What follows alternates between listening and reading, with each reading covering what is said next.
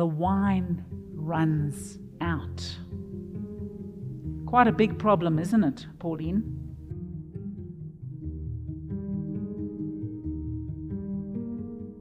And just like that, I don't know if those of you who re-entered into the working world and back into society and into all the routines of the new year, and I'm sure you're all quite relieved for those of you who have young children that they went back to school and that you were delighted to have some kind of routine back in your lives.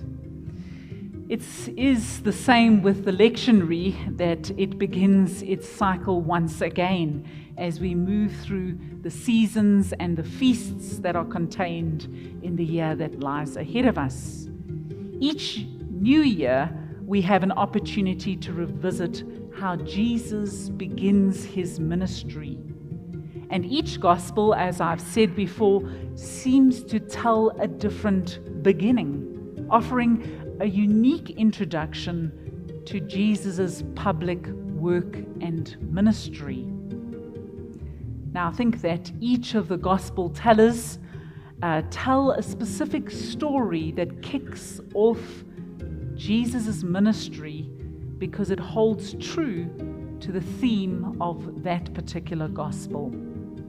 And so one of the commentators, David Luce, describes each beginning like this. Mark begins Jesus' ministry and his first act by casting out an unclean spirit. Jesus' ministry has a tone in it that then is standing against all that would hinder God's children from abundant life. In the Gospel according to Matthew, Jesus' ministry begins with the Sermon on the Mount, where he teaches the crowds as one like Moses, bringing divine law down from the mountain. In the Gospel of Luke, Jesus' first public act is preaching in the synagogue, announcing his mission to heal, to feed, to free the captives, and to bring good news to the poor. And then we have John's Gospel. Jesus begins his ministry at a wedding.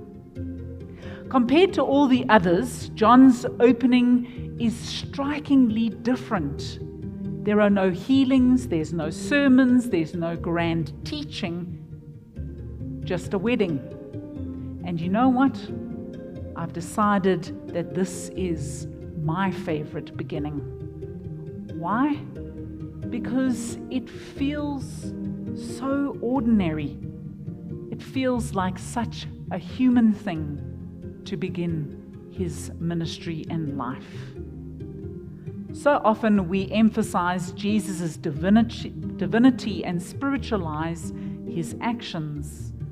And sometimes we lose sight of Jesus' full humanity, that he really was just a person like you and me, going about daily tasks and events. Can you imagine Jesus attending your wedding? Can you imagine Jesus attending your wedding? You know, seated at one of those round tables that has a flower centerpiece in the middle. He's sitting there, he has a glass of champagne because we've just toasted the bridal couple. He's got a small plate in front of him from food from the buffet, and he's chatting to some of the guests seated at the table. Hopefully, he's not seated next to Uncle Douglas, who's likely to have had too many glasses of wine at this stage and who begins to speak loudly, telling everyone that he's your favorite uncle.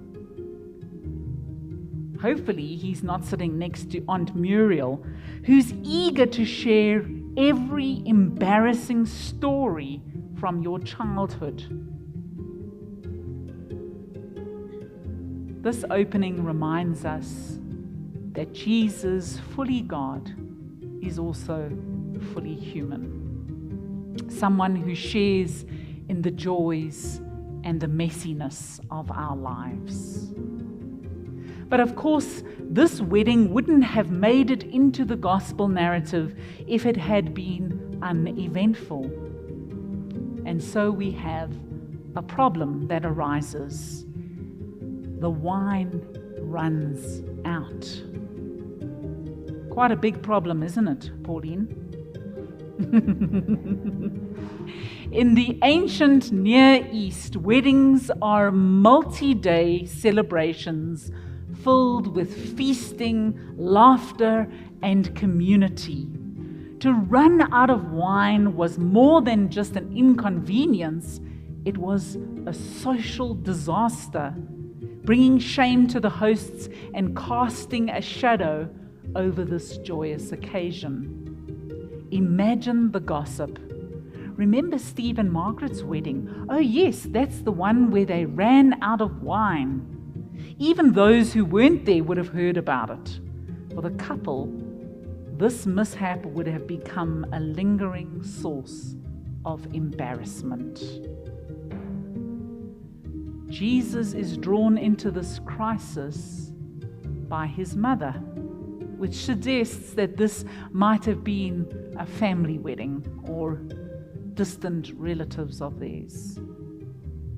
Jesus' initial response seems hesitant, even abrupt, possibly even rude.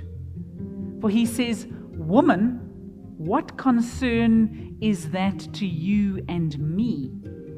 My hour has not yet come." His words can sound harsh, but they are likely reflect a deeper tension. Could it be that Jesus knows performing this miracle will set in motion the countdown to his ultimate sacrifice? Mary's role here is significant. In John's Gospel, she's only really mentioned twice, here at the wedding and then again at the cross. She bookends Jesus' ministry, reminding us of her quiet yet profound presence in the life of Jesus. Despite his hesitance, Jesus acts. He instructs the servants to fill 6 stone jars used for ceremonial washing with water. These jars, symbols of purification under the old covenant, become vessels of abundance. When the water is drawn out, it has become wine. And not just any wine, but the finest wine, surpassing all that has already been served at this wedding. This miracle is a picture of the transformative power of grace. Jesus takes the ordinary and makes it extraordinary. He fills what is empty to overflowing. The law, represented by these stone jars, pointed to our need for cleansing. And Jesus not only fulfills the law, but brings something even greater: joy, abundance, and celebration in the new covenant that is about to take place. A key line from John's prologue, that chapter 1, the hymn or the poetic sentencing, says this: "From his fullness we have all received grace upon grace." Not just grace, but the gospel, John says, grace upon grace. Abundance upon abundance. Jesus doesn't merely provide enough wine to cover the shortage. Jesus transforms 6 massive jars of water into wine, more than the guests could have possibly consumed in that celebration, and of course, the best kind of wine. Friends, this is the Jesus that we worship. A Jesus who creates abundance in our lives. Wine upon wine, blessing upon blessing, joy upon joy, grace upon grace. As we begin this new year, let us be reminded of Jesus at the wedding in Cana. Let us remember his extravagant grace and the joy that he brings to each and every one of us. Just as the fine wine was meant for the entire community, not just the bride and bridegroom, so too are the blessings of God.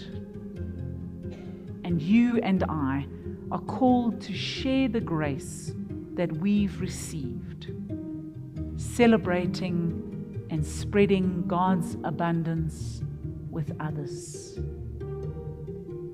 As Presbyterians, we cherish the Reformed understanding of grace, sola gratia, grace alone. We understand that we have and are, everything we have and are, is a gift from God. Come, let us live into the new year as people who've received grace upon grace, extending that grace to others through acts of love, compassion, generosity, and service. Thanks be to God. Amen.